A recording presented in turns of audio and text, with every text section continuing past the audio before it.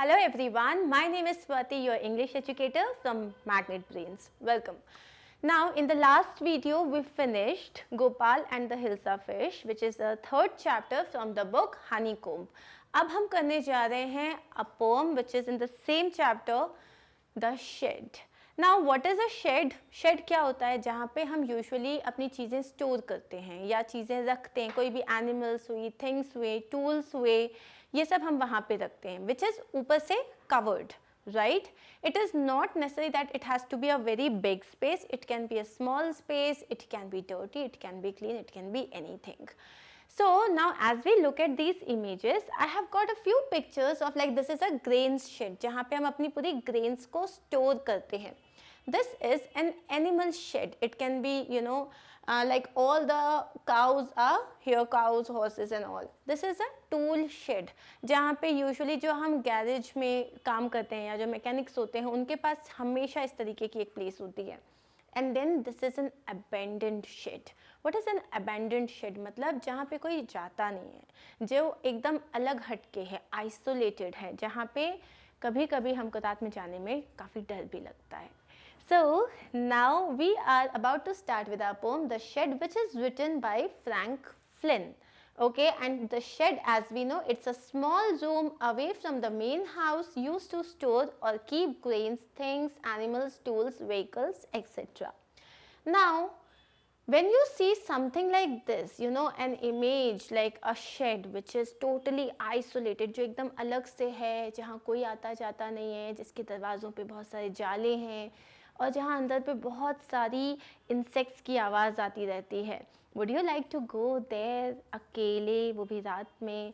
आप में से कुछ बच्चे शायद जाना चाहेंगे, लेकिन when I was a kid, it was a strict no. मुझे बहुत डर लगता था. Now when we see such an image, हमारे दिमाग में बहुत सारे words आते हैं that oh my god scary या spooky. Spooky मतलब बहुत डरावना. Isolated है, बहुत अलग हटके है, स्पेशियस है. अब कुछ हो सकते हैं बहुत टाइनी हो और कुछ हो सकते हैं कि काफ़ी उसमें स्पेस भी हो. स्पेशियस मतलब जिसकी बहुत सारी जिसमें स्पेस होती है. Then abandoned. अबैंडन्ड मतलब जिसे आप छोड़ चुके हो, जो जहाँ पे कोई आता जाता नहीं है.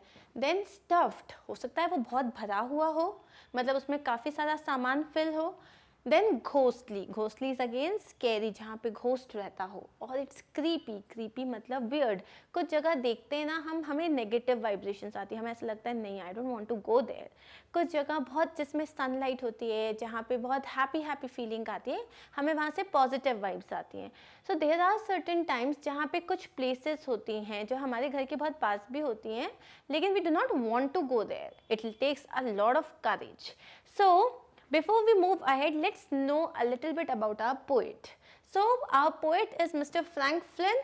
Okay, he was born in Sydney in 1906, and by profession he was an Australian doctor, and he was an author because he has written a lot of poems, and he was also a missionary priest, which means जो Christians होते हैं, जो वो लोग वहाँ पे जो उनके जो फादर्स होते हैं, बेसिकली द प्रीस्ट होते हैं. So he was also a missionary priest. Now let's begin with a poem. There is a shed at the bottom of a garden.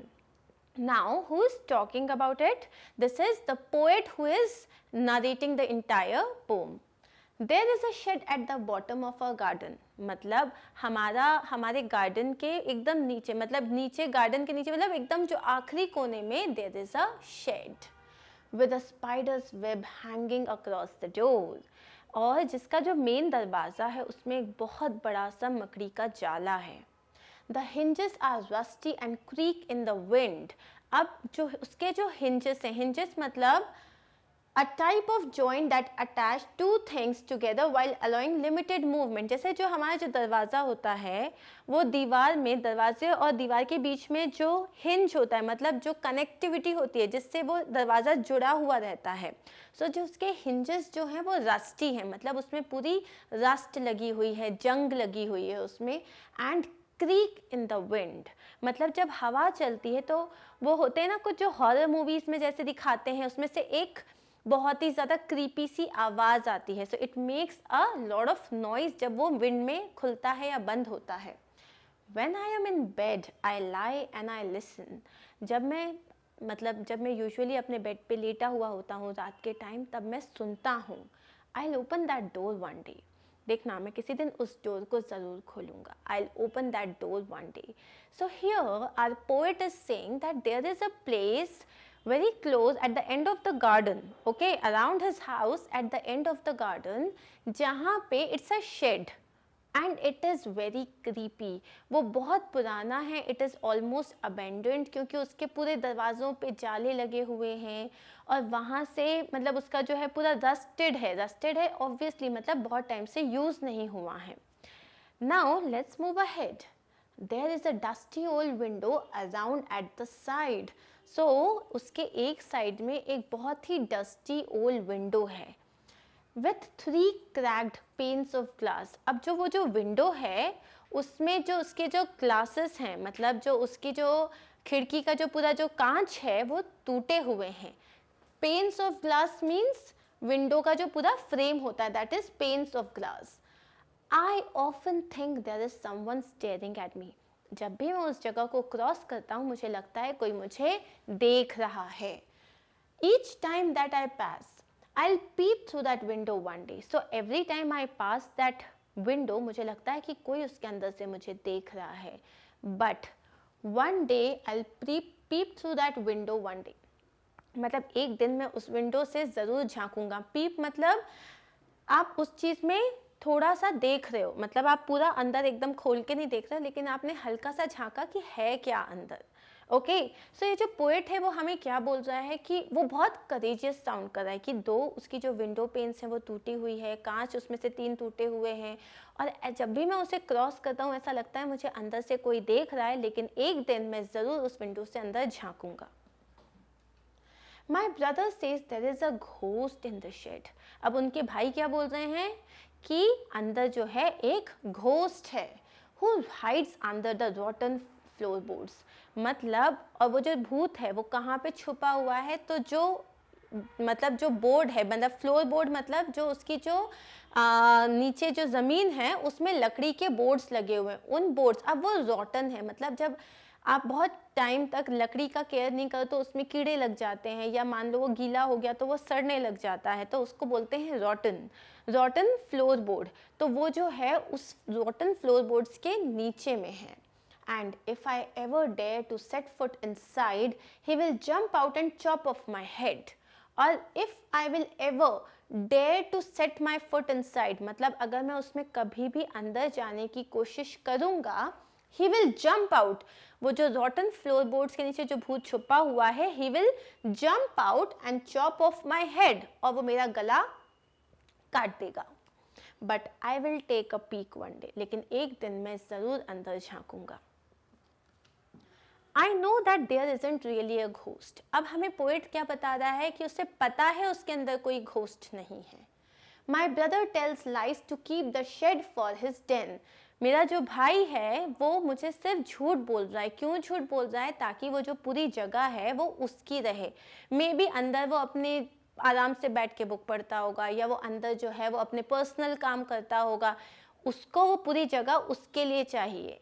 Okay, हम यूजुअली जब हम बड़े होते हैं ना, तो हम चाहते हैं कि कोई एक ऐसी जगह हो जहाँ हम अपनी सारी सीक्रेट्स रखें. ओके, और जहाँ पे हमारी सारी चीज़ें हो और कोई नहीं आए वहाँ पे. सो ही सेज दैट उसका जो भाई है वो चाहता है कि पूरी जगह है वो उसकी रहे, इसीलिए उसका भाई आने नहीं देना चाहता है और उसको डरा रहा है. There isn't anyone staring or making strange noises. अब ये जो अंदर से strange noises आ रही होती हैं, जो मैं सुन रहा हूँ, ये कोई नहीं है जो ये noises बना रहा है, और ना अंदर से कोई मुझे देख रहा है. And the spider has been gone from his web. और जो स्पाइडर है, जो वेब तो है लेकिन स्पाइडर भी जा चुकी है, अब वहाँ पे कोई स्पाइडर नहीं है. Since I don't know when, I will go into that shed one day soon, but not just yet. मैं एक दिन ज़रूर जाऊँगा उस शेड के अंदर, लेकिन अभी नहीं जाऊँगा. नॉट जस्ट इट मतलब अभी नहीं जाऊँगा. सो ये जो पूरी जो पोम है ये एक तरीके से क्या है, एक स्टोरी की तरह है कि एक बच्चा है, उसके घर के पास में एक शेड है, वो शेड को उसने पूरा डिस्क्राइब किया हुआ है कि उसकी विंडोज़ कैसी हैं, उसका डोर कैसा है, उसके फ्लोर बोर्ड्स कैसे हैं, और उसके अलावा उसमें अंदर क्या है क्या नहीं है, ये सारी बहुत ही अच्छे से डिस्क्राइब किया गया है। एंड देन ही सेज कि उसका ब्रदर उसे क्या बोलता है कि ताकि, और लेकिन उसे ये भी पता है कि उसका ब्रदर झूठ बोल रहा है कि अंदर कोई घोस्ट नहीं है, क्योंकि वो चाहता है कि वो पूरी जगह उसकी रहे। एंड देन ही सेज कि मैं एक दिन उसके अंदर ज़रूर जाऊंगा, लेकिन अभी नहीं जाऊंगा, जाऊंगा किसी दिन ज़रूर जाऊंगा। इससे हमें क्या पता चलता है कि हो सकता है दो he is very courageous, he knows अंदर ऐसा कुछ नहीं है, लेकिन maybe he is not prepared, maybe he is still reluctant, मतलब he is not willing to go inside क्योंकि he is still scared a bit, he is just a small kid, और उसको अभी भी डर लग रहा है कि अंदर में, मतलब वो अपने आप को प्रिपेयर कर रहा है कि हाँ मैं एक दिन ज़रूर जाऊँगा, लेकिन अभी as of now उसको डर लग रहा है। So this was our poem The Shed. Now let's have a quick look at the summary. There is a shed at the bottom of the poet's garden and the poet wishes to visit it one day. तो poet के जो garden है उसके एकदम आखिरी कोने में एक शेड है, and the poet what does it want, the poet what does he want, he would want to go and visit the shed one day. There is a spider's web on the door of the shed and its hinges are rusty and creak when the wind blows. अब ये जो वहाँ पे जो उसका जो main door है उसमें एक स्पाइडर वेब है, और उसके जो हिंजेस हैं, जो डोर के हिंजेस हैं वो पूरे रस्टी हैं, एंड उसमें से there is a noise, creak आवाज, दे क्रीक मतलब उसमें से एक नॉइज आती है when the wind blows. The poet often thinks about it while lying in his bed. Poet जो है जब भी उस जगह के बारे में he thinks a lot about all the noises that come from that place. So whenever he is lying in his bed, जब भी वो लेटा हुआ है अपने बेड में सोचता है, तब वो इस बारे में ज़रूर सोचता है. On one side of the shed, अब शेड के एक साइड में there is a dusty window and 3 of its window panes are broken. So उसके एक साइड में एक विंडो है, और उस विंडो में it's like divided into 4 panes, और उसमें से जो है जो 3 पेन्स हैं, मतलब 3 जो कांच हैं उसके, वो टूटे हुए हैं. The poet feels as if someone stares at him through the window, and whenever the poet visits the shed, he would like to find out who lives there. उसे ये लगता है जब भी वो उस विंडो को क्रॉस करता है, whenever he crosses that window, someone is staring at him. And what does our poet want? हमारा पोएट क्या चाहता है कि किसी दिन वो उस विंडो से झांक के देखे. He would want to peep inside and check who is there, if there is someone there. The poet's brother informs him that a ghost lives inside the shed. अब पोएट का जो भाई है, उसका जो ब्रदर है, उसने उसको क्या इन्फॉर्म किया है कि अंदर एक घोस्ट रहता है. एंड अगर पोएट जो है, if he would dare to enter the shed, the ghost will chop his head, will jump on him from under the floorboards and chop his head. Despite these warnings, अब उसके भाई ने उसको इतनी सारी warnings दी है, despite all these warnings, the poet still wishes to go inside and see what is there. The poet believes that his brother tells him imaginative stories about the ghost as he wants to keep the shed for himself. अब poet क्या बोल रहा है?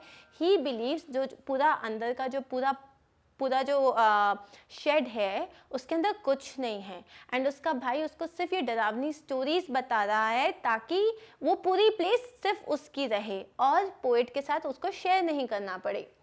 The poet no longer feels anyone staring at him or hears any strange noises coming from the shed.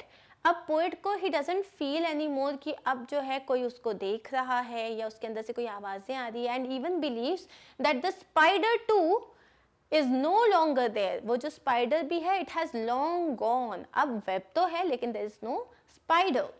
Thus, very soon he would go inside the shed.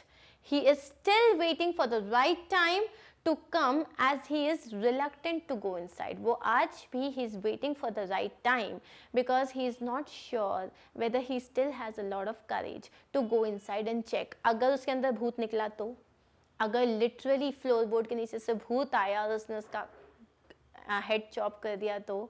So he is a kid, वो बहुत छोटा है. So he has a very imaginative mind और उसकी जो feelings हैं वो express कर रहा है through this wonderful poem the shed. अब हम इसमें देख लेते हैं क्विकली अबाउट द पोएम. मतलब ये जो पोएम है इसका फॉर्म क्या है, इसमें जो लैंग्वेज यूज़ करी है वो कैसी है, and this is important to know. Okay, now the first thing is the form of the poem. इसका फॉर्म क्या है? It's a narrative poetry. Narrative poetry का मतलब क्या होता है? जैसे कि हम एक स्टोरी नरेट करते हैं तो स्टोरी में कैरेक्टर्स होते हैं, राइट मतलब जो डिफरेंट रोल्स प्ले करते हैं. सो उसमें कैरेक्टर्स होते हैं, एक जगह होती है. सेटिंग का मतलब होता है एक जगह होती है जहाँ पे वो स्टोरी हो रही है, उसमें एक एक्शन होता है, उसमें क्लाइमैक्स होता है. सिमिलरली ये जो है इसे नरेटिव पोएट्री कहते हैं क्योंकि इसमें भी वो सारी चीज़ें होती हैं. Now before we go ahead let's have a look at narrative poetry की थोड़ी सी हम डिटेल्स देख लेते हैं. Now, a narrative poetry contains a story and is expressed in the form of a poem. So, it has a story and it is totally expressed in a form of a poem. It includes story elements. अब इसमें सारे story elements होते हैं जैसे कि अब यहाँ पे हम देख लेते हैं. यहाँ पे आपके पास कैरेक्टर्स हैं, यहाँ पे आपके पास प्लॉट है. प्लॉट का मतलब क्या होता है? वो बेस जिस पे स्टोरी पूरी बेस्ड है, मतलब पूरी मेडअप है. जैसे यहाँ पे हमारा बेस क्या है कि there is a shed and the poet is scared of that place. He would want to go but he is not able to go. So this is our entire plot. Then you know we have a setting. Setting का मतलब क्या होता है कि कहाँ हो रही है ये पूरी स्टोरी, हम कहाँ ये स्टोरी कहाँ पे प्लेस्ड है. So this story is placed at the house और maybe you know around the shed. So वो हमारा पूरा एरिया हो गया. देन कॉन्फ्लिक्ट मतलब अब प्रॉब्लम क्या है इसमें? प्रॉब्लम ये है कि there is a shed and the poet feels that there might be a ghost inside and he has a fear to go inside, which is the conflict, मतलब the problem. Then point of view मतलब इसके किस perspective से जो poem है, poet है, वो बात कर रहा है. तो यहाँ पे पोएट जो है वो बोल रहा है I will go one day, मतलब वो फर्स्ट पर्सन में बात कर रहा है, वो वहाँ पे अपने बारे में बात कर रहा है. And it also has a few dialogues, like if you remember कि you know the ghost will come and chop off your head. So ये एक direct dialogue भी है. So that is why it is called as a narrative poetry. So if in case you get a question asking that what is the form of this poetry, you will say that it is a narrative poetry and you can give a few details from here. Now such a poetry, अब इस poetry में जो होती है हम usually figurative language use करते हैं या डिस्क्रिप्टिव लैंग्वेज यूज़ करते हैं. अब यहाँ पे let's see the pome. Now अगर आप इस पोम को देखोगे सो यहाँ पे cracked pens of glass. Cracked pens of glass मतलब ये डिस्क्राइब कर रहा है किस तरीके की विंडोज थी. अगर यहाँ पे देखोगे सो अगेन हियर फ्लोरबोर्ड्स कैसे हैं? rotten floorboards हैं. And in the previous slide again यहाँ पे जो हमारा जो डोर है उसमें क्या है? there is a spider web and इसके जो पूरे जो डोर हैं उसके hinges कैसे हैं? they are rusty and they creak. So basically इसमें हमने डिस्क्रिप्टिव लैंग्वेज यूज़ की है, मतलब हम डिस्क्राइब कर रहे हैं, हमने हर चीज़ को डिस्क्राइब किए हैं. जैसे कि फ्लोर बोर्ड्स हैं तो फ्लोर बोर्ड्स कैसे हैं? They are रॉटन. हिंजेस कैसे हैं? Rusty and creak. और विंडो पेन्स कैसे हैं? They are cracked. So that is why this is using a descriptive language. अब हम क्विकली देख लेते हैं. फॉर्म हमें समझ में आ गया that it has a narrative form, मतलब एक स्टोरी फॉर्म में ये पूरी पोएम लिखी गई है. अब टोन क्या है? टोन इसका नरेटिव है एंड इंक्विजिटिव है. इंक्विजिटिव का मतलब होता है क्यूरियस. इस पूरी पोएम में जो हमारा पोएट है ये बहुत क्यूरियस है जानने के लिए कि उसके अंदर क्या है.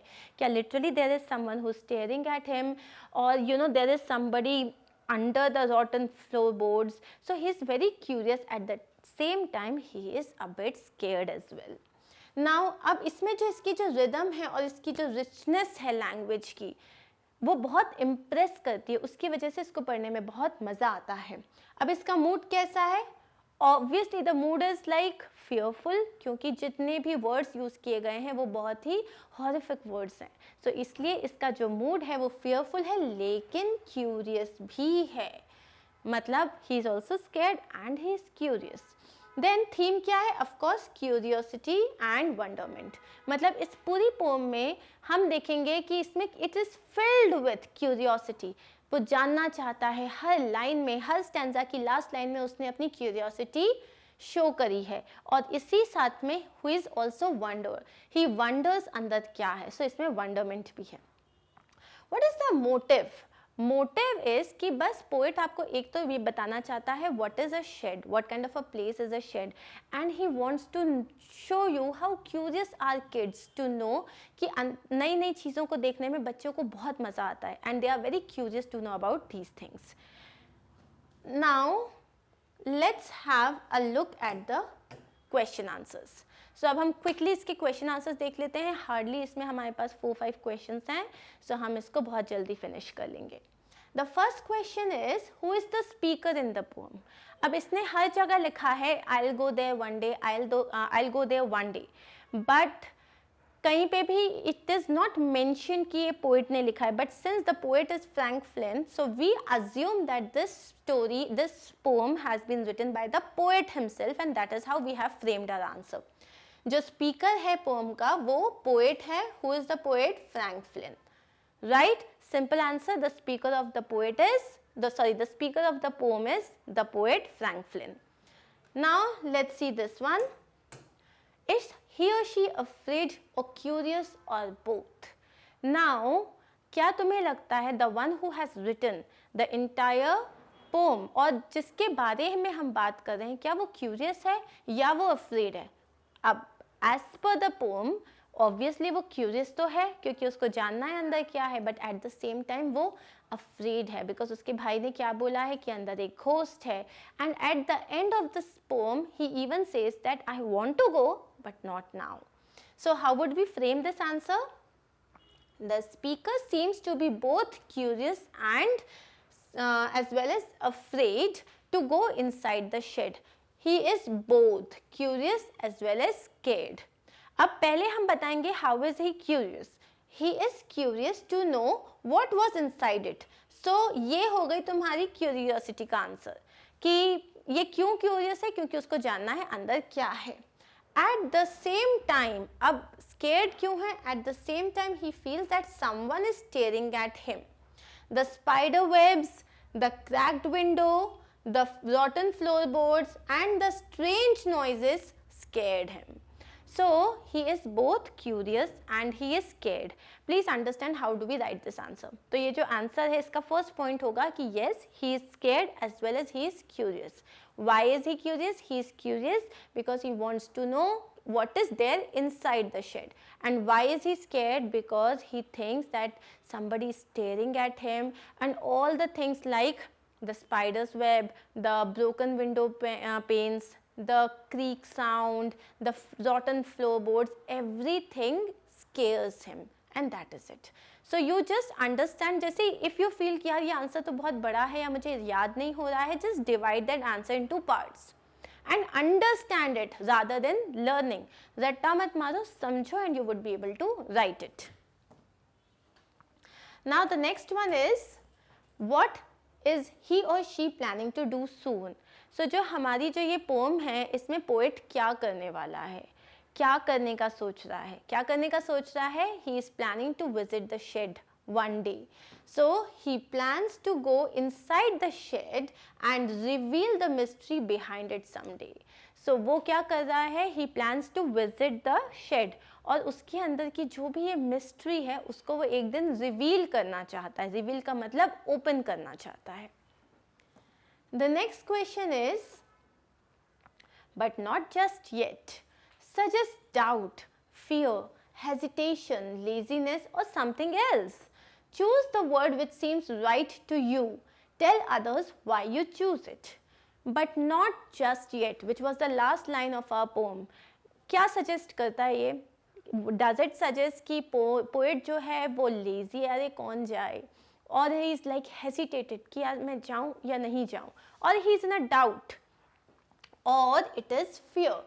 सो वो कौन सी चीज है जिसकी वजह से जो हमारा पोएट है वो अंदर नहीं गया? सो इसमें से you have to choose the right word and then you have to give a reason for it. So now let's discuss the answer, but not just yet. It suggests hesitation कि क्योंकि उसके जो last sentence में he has even mentioned that मुझे पता है अंदर कुछ नहीं है, there is no ghost, the spiders are gone and there is nobody inside who would stare at me, but he is still hesitating. मतलब उसको अभी भी टेंशन है, हेजिटेशन हो रहा है उसको. The poet had in going inside the shed, though he was quite confident that there were no ghosts or spiders inside the shed and the spooky stories told by his brother were all lies. He had some fear and could not collect enough courage to go inside the shed. उसको जबकि सब पता था कि अंदर जो है कुछ नहीं है, लेकिन उसके जो भाई ने जो उसको स्पूकी स्टोरीज बताई थी उसकी वजह से उसको थोड़ा सा हेजिटेशन है अंदर जाने के लिए. Okay, so let's move to the last question of this poem.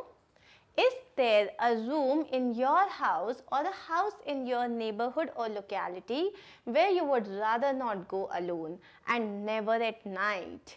If there is such a place and a story to go with it, let everyone hear it. Which means now what is the question all about? The question says कि अगर आपके घर के आसपास ऐसी कोई भी जगह है जहाँ जाने से आपको डर लगता है, especially you would not want to go there at night. होता है ना, कुछ जगह होती है जो सब लोग डरा के रखते नहीं, उसमें चुड़ैल है, उसमें भूत है, वो जो है मतलब घोस्टली प्लेस है वो. सो अगर आपके घर के आसपास ऐसी कोई भी जगह है, so now you have to talk about it and you have to tell your friends a story. Now I am telling my story and you can listen to me and later you can share yours with me. तो आपके घर के अगर आसपास ऐसा कुछ भी है, so make sure you tell me about it. Now there is a store room in the backyard of the house. So एक जो house है मेरे घर का, उसके जो backyard है उसमें there is a store room. It is a little away from the main structure. जो हमारे घर का जो house है उससे वो थोड़ा दूर है. It is full of odd objects and not even lit properly. मतलब उसमें कुछ भी अजीब अजीब चीज़ें रखी हुई हैं and it's not even lit properly, मतलब उसमें properly light भी नहीं है. Thus, going to the storeroom at night calls for a lot of courage. अगर उस store room में रात में जाना है तो उसमें बहुत सारी हिम्मत लगती है. Calls for a lot of courage means उसमें बहुत सारी हिम्मत लगती है. My mother once asked me to fetch certain things from the storeroom. So one day my mother asked me कि जाके वहाँ से कुछ लेके आना था. Fetch मतलब कुछ ढूंढ के जाके लेके आना था. When I entered the place, I felt as if I saw the movement of shadows. So जैसे ही मैं अंदर गई, when I entered the place, मुझे क्या लगा? As if there are shadows which are moving. I screamed with terror, but later got to know that those shadows were nothing but my imagination. So I thought that somebody is behind me or there is something, and I screamed with fear. मतलब मैं बहुत डर के बहुत ज़ोर से चिल्लाई और उसके बाद I just ran from there, and then I later realized ये सब मेरा imagination था. So now this was my story. I would want you to tell me because I'm sure सबके पास एक छोटी सी स्टोरी तो होती है. हमारे पेरेंट्स हमको बताते हैं, आसपास जाने से मना करते हैं. So if you have a story like that, you are supposed to share it with me. So please make sure that you share. And here on this note, we finish our poem, The Shed. In the next chapter, in the next video, we'll start with a new chapter. And the chapter is again going to be very interesting. Till that time, stay tuned, stay happy, stay connected. Bye. Thank you.